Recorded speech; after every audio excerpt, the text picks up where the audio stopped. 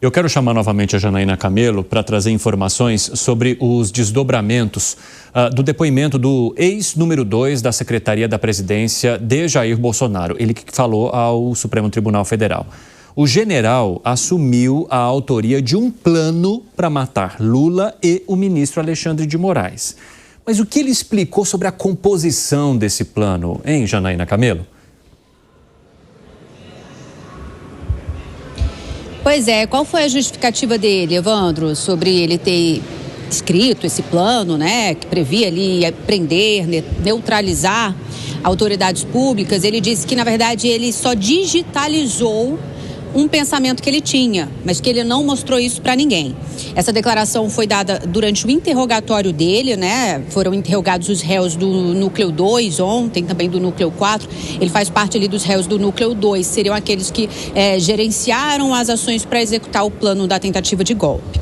Então, ele disse isso, que ele apenas digitalizou, não mostrou para ninguém, mas embora isso, a investigação da Polícia Federal descobriu também ali quando descobriu esse plano, Punhal Verde Amarelo, foi um nome dado por ele ali a esse plano, que ele imprimiu cópias desse plano, inclusive imprimiu aqui no Palácio do Planalto, porque na época ele era, como você disse, o número 2 da Secretaria-Geral da Presidência da República, aqui na gestão de Jair Bolsonaro. E logo depois que ele imprimiu, as investigações descobriram que ele foi para o Palácio, isso minutos depois, ele foi para o Palácio da Alvorada, e lá ele se encontrou com Jair Bolsonaro, lá estava o então presidente Jair Bolsonaro, também estava Mauro Cid, por exemplo, que era o ajudante de ordens de Bolsonaro, delator aí nessa investigação toda.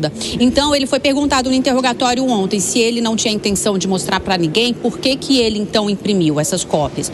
Ele disse que ele imprimiu para ele conseguir ler melhor o documento para não forçar a vista.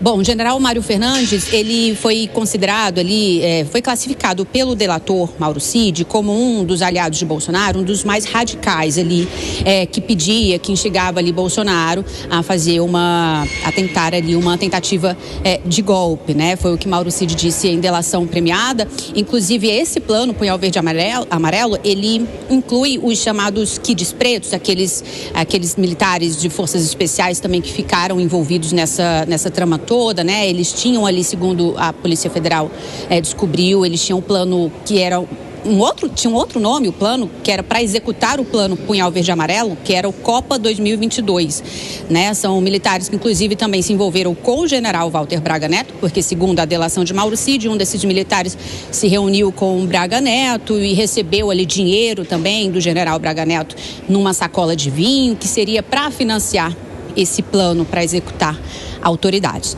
A gente vai ouvir um trechinho do que Mário Fernandes disse nesse interrogatório ao STF. Vamos ouvir. Em relação a um arquivo que conteria o texto de um planejamento Punhal Verde Amarelo, o senhor confirma a autoria desse arquivo também? Confirmo, Excelência.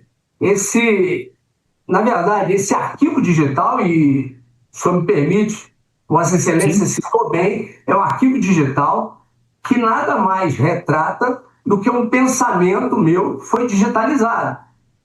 Um compilar de dados, um estudo de situação meu, de pensamento, certo? Uma análise de riscos que eu fiz e, por um costume próprio, eu resolvi inadvertidamente digitalizá-lo. Pois era um plano ali bem robusto, porque ele acabou ali, ele ficou público ali nas investigações. Isso foi no final do ano passado, quando essa operação foi deflagrada e descobriu esse plano, né? Então previa ali um arsenal de guerra para ser usado para fazer essa operação, que seria usar, além de pistolas, fuzis, metralhadoras, granadas, previa também até envenenar autoridades públicas, tudo isso para tentar evitar a posse de Lula. Mário Fernandes, ele está preso, os militares também envolvidos ali, os militares das Forças Especiais também estão presos, e agora foi encerrada ali a fase de interrogatórios e agora passa para a fase ali de diligências a mais. As defesas ali, a defesa, por exemplo, de Mário Fernandes pode pedir mais diligências ali na investigação e depois passa para a fase das alegações finais aí, dos demais núcleos, além do núcleo crucial que inclui Jair Bolsonaro. Evandro. Muito obrigado, Janaína Camelo. Bom trabalho para você. Zé Maria Trindade, ele tenta explicar dizendo que apenas digitalizou um pensamento, mas o questionamento que surge é: que tipo de ambiente era esse que ele tinha, seja sozinho, seja coletivamente, para pensar num plano em que ele precisasse matar alguém? E neste caso, mais de uma pessoa, um ministro do Supremo Tribunal Federal e um presidente eleito na República. A estratégia da defesa é admitir o que não é possível negar, né?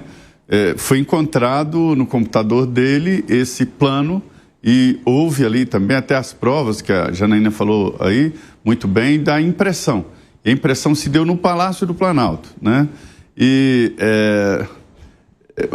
algumas pessoas ligadas ao presidente Jair Bolsonaro gostavam muito de impresso, não sabe abrir pendrive e tem dificuldade de lidar com o computador. Então, por isso a impressão. E o plano choca, né? É claro que não vai admitir, e também não é crime isso, pensar, fazer um plano, fazer uma estratégia destas, não é crime, porque não executou, mas choca. Quando isso veio à tona, choca, que é matar o presidente Lula, o vice-presidente, e o ministro, não sei se pararia por aí, né? Matar o ministro Alexandre de Moraes. Trata-se de um general, né, que estuda estratégias, estuda movimento de defesa e sabe muito bem o que está fazendo, e ele é um especialista na área também de inteligência. Choca um plano assim, mesmo que seja plano, que não seja crime, que não aconteceu e não aconteceria, porque isso não chegaria a esse ponto, nunca. Porque não houve e não haveria apoio das Forças Armadas e não haveria a possibilidade até de apoio público. Os militares diziam lá, existiam 20% lá dos militares que poderiam apoiar. Corta o Zé Maria aí, gente, fazendo um favor. Vou precisar interromper o Zé porque o Jair Bolsonaro está falando agora. Vai lá. Você vai visitar o deputado Hélio? Estou passando por ali agora. Gostaria, mas acho que politiza o negócio. Quem está no evito. E como vai ser o fim de semana, presidente? Dentro de casa. Mas o que o senhor faz? Eu queria saber o que você faz na tua casa esse fim de semana. Cadê o Renan? Por favor. Despedido do meu filho aqui, pô. Vem cá, o animalzinho. Animalzinho 04, né? Passa nada, não. Obrigado pela visita aí. Valeu? Até mais. Bom, Jair Bolsonaro está deixando então mais uma vez a sede do PL, foi questionado ali pelos jornalistas, já houve uma definição do ministro Alexandre de Moraes de que ele pode sim conceder entrevistas, a única questão é que essas entrevistas não poderiam ser utilizadas como estratégias de divulgação política por terceiros, enfim, há vários questionamentos sobre isso, mas ele falou rapidamente, inclusive ao ser questionado sobre o que faz no fim de semana na casa dele, respondeu que faz o mesmo que a jornalista que o perguntou, né, o que faz no fim de semana. Mas eu quero trazer uma informação também, Zé, desculpa por te interromper, mas é que fomos atropelados aí pelo Factual, pela imagem ao vivo e precisei te interromper. Vou aproveitar para já fazer trazer uma discussão diferente aqui, porque há a informação de que o deputado Hélio Lopes, que é um dos grandes aliados de Jair Bolsonaro, está acampado em frente ao Supremo Tribunal Federal em protesto pela decisão do ministro contra o ex-presidente. Agora, 5h26, quem nos acompanha pela rádio vai para um rápido intervalo, daqui a pouco espero vocês. Mas eu quero saber de você então, como que você avalia essas estratégias agora que estão sendo adotadas por várias pessoas, né? Seja uma tentativa de habeas corpus preventivo, seja acampar em frente ao Supremo Tribunal Federal. Aonde isso vai parar, meu amigo? Pois o líder do PL, o deputado Sóstenes Cavalcante, diz que não haverá um silêncio, nem no PL, nem entre os aliados do ex-presidente. Então, são várias tentativas. O habeas corpus, ele é tratado de uma maneira muito especial na Constituição, é um instrumento importante, nobre, que pode ser feito por qualquer pessoa, não precisa nem ser advogado, qualquer porta de cadeia tem lá uma cópia de habeas corpus, no guardanapo se escrever, o juiz, o caso do ministro, é obrigado a despachar. O habeas corpus preventivo, chamado também de salvo-conduto, né, ele presta a uma pessoa que está com a real possibilidade de ser preso injustamente. Ele quer evitar vamos dizer, um constrangimento ou uma prisão. Eu acho importante. E todas as movimentações, dificilmente o Supremo vai oferecer um salvo-conduto ao ex-presidente Jair Bolsonaro, né, que é réu em outro processo. Não é esse o processo que ele está com essas restrições. E, por outro lado, o Hélio, um deputado do Rio de Janeiro, militar do Rio de Janeiro, que é muito ligado ao ex-presidente Jair Bolsonaro, uma sombra do ex-presidente. Onde o ex-presidente está, o Hélio está. É aquele deputado preto, né, que sempre anda com ele. O Hélio é um aliado de primeira hora e está fazendo essa manifestação em frente ao Supremo, uma maneira de dizer, olha, nós estamos aqui e não haverá uma tranquilidade ou um silêncio, segundo me disse o líder do PL, sobre essa situação.